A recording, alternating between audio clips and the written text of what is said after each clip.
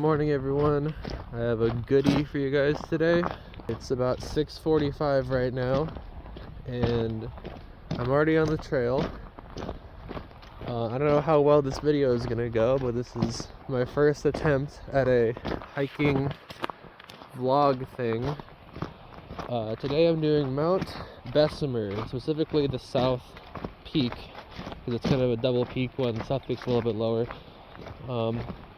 And it is November 4th, Tuesday. It's cold. I already made the stupid mistake of only bringing one glove. I'm crossing a bridge right now. There's a creek. It snowed like a week ago, maybe a little bit more than a week ago. There's already a lot of snow in the mountains. Around like 4,000 feet is where you start to see snow. But yeah, I picked this trail to do as like probably the last summit I'm gonna do this year. I picked this one because if you don't know where Mount Bessemer is, it's in the Middle Fork, Snoqualmie Valley. So if you know where Mount Si and Tenerife are, it's like a little bit up the road from there. And this is an old logging road. You can already see it's hard to tell right now, but the spikes, the kind of spires up on that mountain. For what that one is, if that one's like Mount Garfield or Russian Butte, I gotta look it up, but it's cool. Kind of reminds me of like Mount Index. Pick this one because it's an old logging road, so the whole way up, it's like a really wide road, and it's really evenly graded. It's not that steep, so it is gonna get snowy towards the top, but I don't think I'm gonna need spikes or anything. I'll tell you guys the stats of this one. 4,000 feet of elevation gain. But unlike, Mailbox Peak or something like that, like I said, it's really evenly graded, so it's really long. It's almost 13 miles round trip. I'm gonna be here for a while. But yeah, at the front of the trail, there's like a gate that's shut because there's not really a lot of places to park, but I was the only one here. I doubt there's going to be many other people here that show up. So it's going to be me alone walking through the woods with the potential for bears and dangerous things happening. This caught my attention ever since I saw it because the view up there actually looks really cool. You see sort of right where the Snoqualmie River branches out and creates a bunch of little valleys. And it just looks really cool and unique. And there's also a waterfall. I think it's called Switchback Falls. So when I encounter that, I'll start recording again, and I'll update you guys when something interesting happens. I forgot to mention, I didn't really do any hiking for all of October. The last hike I did was Wing Lake and Lewis Lake up in the North Cascades. And I had an injury, so I was afraid if I were to hike, I would make it worse. And also just the wildfires this year in Washington have been really bad. There's two massive ones over by Leavenworth, and like a massive part of the Cascades is just completely covered in smoke and haze, and you can't really see much. There was a huge one, the Bear Gulch fire in the Olympics over by Lake Cushman. I wanted to do some hikes there. And some of the trails there are just like engulfed in flames. So luckily those fires are almost entirely contained now. Also, last time I did Wing Lake, I pulled something in my leg and I've been stretching a lot, but yeah, it still hurts a lot. So hopefully that won't be bothering me too much on this hike.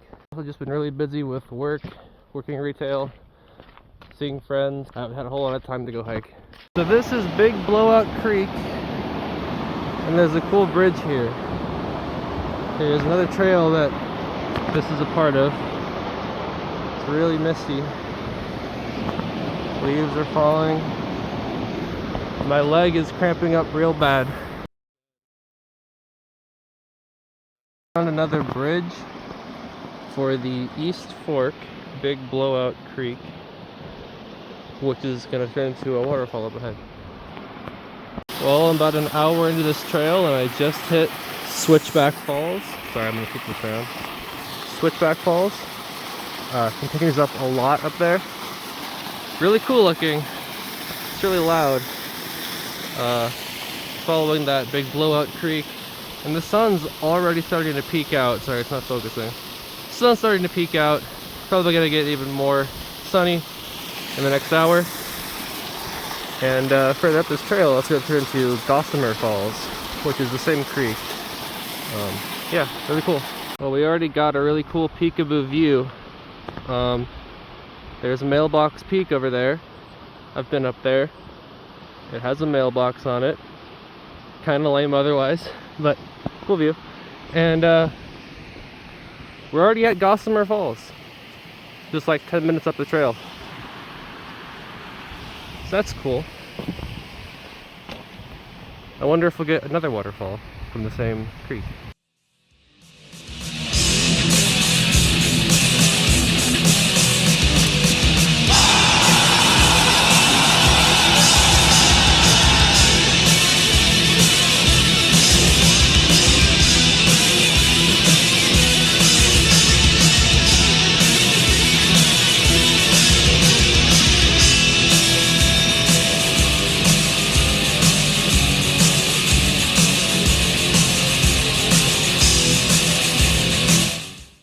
Just found another cool viewpoint. We are 2/3 up the trail, about. I actually saw 2 deer back there.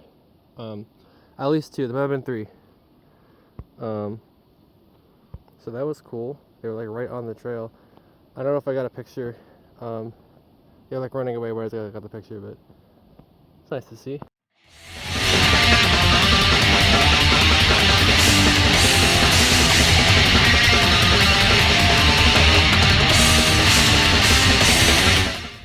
Well, I've been walking through a winter wonderland. We finally got snow. Just like some light powdery snow that just fell recently, and we got views. The clouds have been slowly peeking out more and more. You can see the top of Rainier over there. So that's nice. I'll be at the summit in like 45 minutes, I think. I don't know how well this is gonna pick up on camera. I'm almost there, and I can actually see Seattle and Bellevue down there.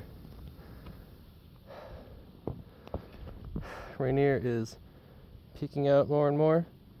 It's really snowy. It sucks to walk in, but almost there. So that last push to the summit really sucked because the snow started getting pretty deep, and it was just like walking in molasses. And you know, like I said, I haven't hiked in like 5 weeks. I'm really out of practice. It just sucked, but I pushed my way up here, and I'm standing on the summit, I think. I mean, summit of South Bessemer. The North Peak, I think, is that one. Seems really hard to get to. But the view is really cool. Timed this perfectly. The clouds are... There's not a lot of clouds up. There's some clouds like kind of just in the distance, like hovering over some of the peaks, but Rainier looking ginormous as always. And then here you can see the whole Middle Fork Valley. So I think this is Moolock Mountain, and if you take this trail, you can branch off at a certain point, and then you go over to 3 Lakes Lookout over here. There's actually 3 small lakes that are all next to each other on the other side of this mountain, so that's cool. You can't see Mount Si, but I think Green Mountain's one of these, and one of these points, I think it's that one, is Tenerife. And over here, I think Mailbox Peak, one of them. So the mountain I just pointed to is Mount Washington. Mailbox Peak is the one across from it.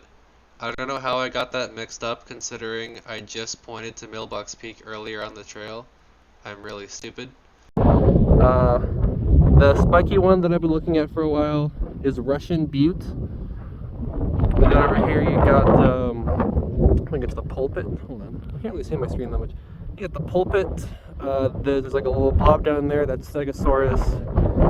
It's windy. It's really windy.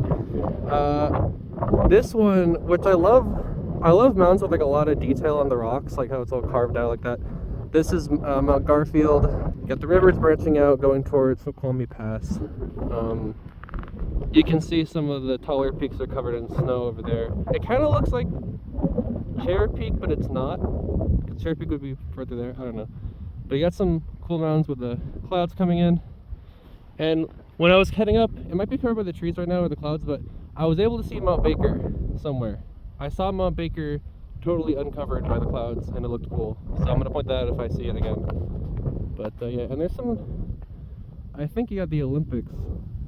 There's some snowy mountains in the distance, and that's cool. And then Seattle is over that way. So I'm gonna stay up here for like 30 minutes, eat my lunch, and then come down. I haven't seen a single person this entire time. I haven't even seen like boot prints in the snow. I've only seen like animal tracks from like rabbits and deers.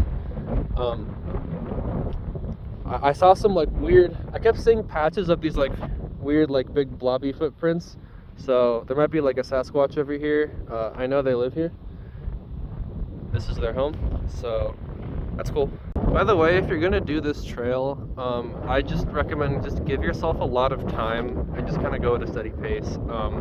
It's just a really long trail in the snow, and yeah, I was kind of walking slow in the beginning, but even still, it took me almost 4 hours to get up here. It's gonna be like 7.5 hours round trip. It's a long one, and it's pretty boring in the first part because, you know, it's a little logging road. Most of the trees are just kind of like you can tell they were planted recently, so you don't get like the cool like mossy, twisted old growth feel. It's more just like kind of, new growth trees. The forest gets prettier as you start heading up, but yeah, it starts out like the trail's pretty much flat in the beginning, and it just very steadily climbs in elevation.